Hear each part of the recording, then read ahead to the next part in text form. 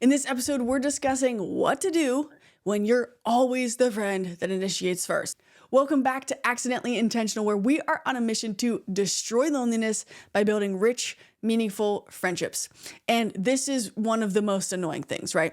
Is when you are the friend who is constantly making the plans because it makes you feel paranoid, right? Like, do they not like me? Do they not actually want to hang out with me?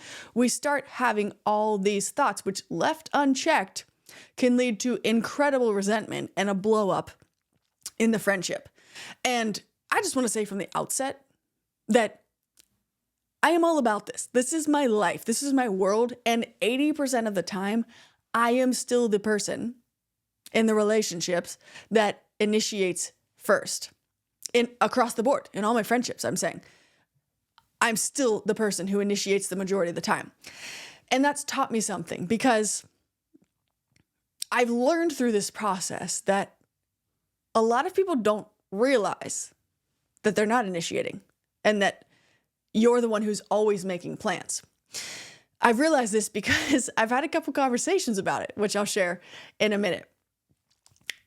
But I think it's important for us to first, as we're thinking about this, to give other people grace and give them the benefit of the doubt, because most people don't think about it or don't recognize that they're doing it, which, if that's the case, it gives an opportunity for a conversation to happen because it could very well be a blind spot, right?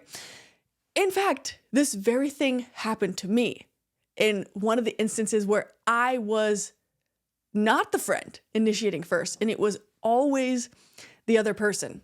I had a friend probably about 8 years ago who our friendship was a lot of going to dinner, hanging out at her house because I had a really small apartment, and basically she would just keep inviting me over, and I'd be like, yes, for sure, let's go.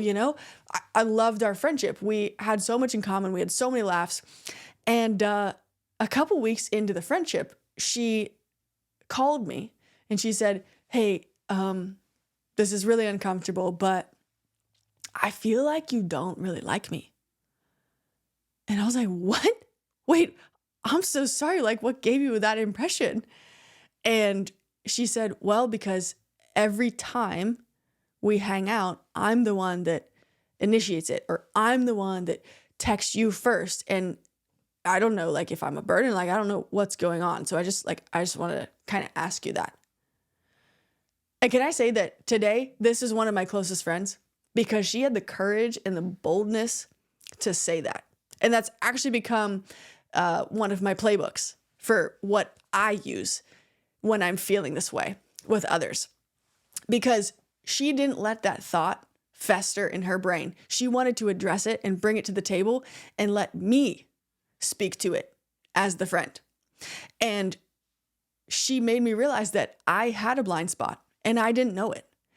And I was let me say this, even though I was like, yes, I can't wait to hang out for dinner. Yes, can't wait to watch that movie. Yes, I'll be over soon. Like, I was reacting in a way that's showing like, yes, I want this friendship. Just because I wasn't initiating first, her thoughts went a different direction. So that's something else to notice up front too, is that if someone is saying yes and hanging out with you and engaging in conversation and keeping the friendship alive, they could still be contributing. It's just not happening in the isolated way of initiating hangouts, plans, conversations, etc.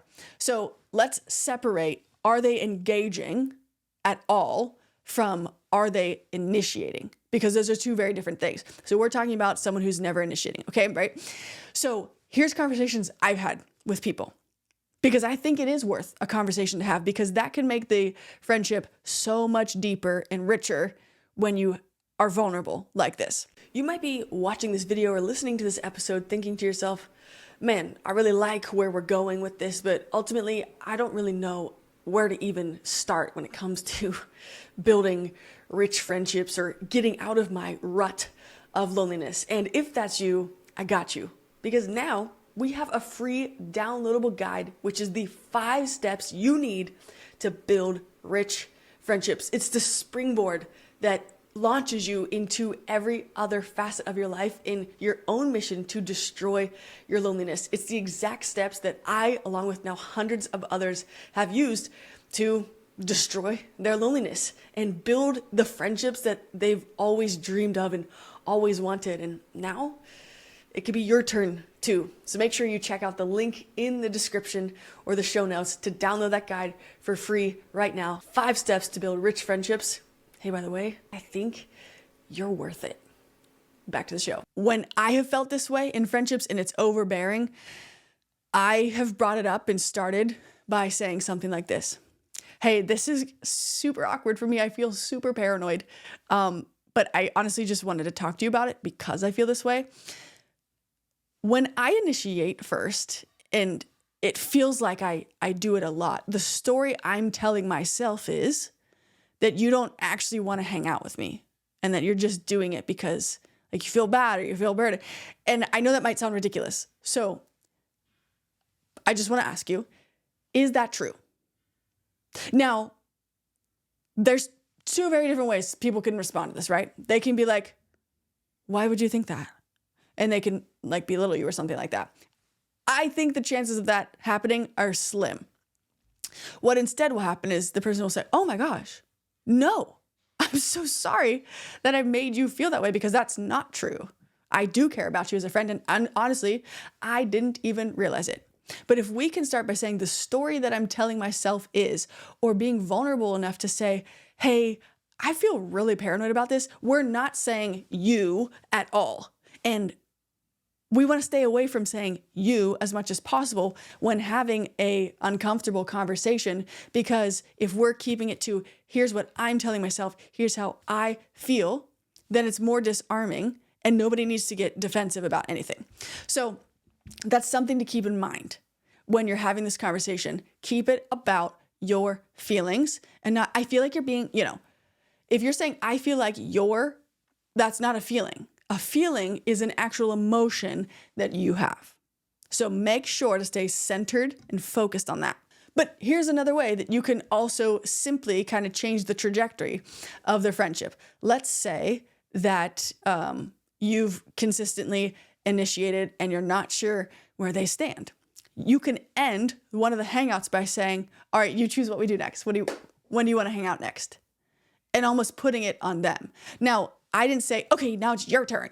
I'm not like keeping score or anything like that. I said it in a really caring tone, like, you choose next. I want to experience something that's fun for you. Where do you want to go? When do you want to hang out? And if they're like, oh, that's a different story. But I think that if you've been initiating enough and hanging out that many times, nobody's making excuses as much as not realizing they haven't been matching that. So those are just some tips I wanted to throw out there from my personal experience being on both sides of that. The one that initiates so often and the one who actually forgot to initiate because somebody else was so good at it that it completely went off my radar. Goal of this is we want to build rich friendships, and ways we can do that is by 1, believing the best of intentions, letting people speak to it, and also not being afraid to have hard conversations. You got this.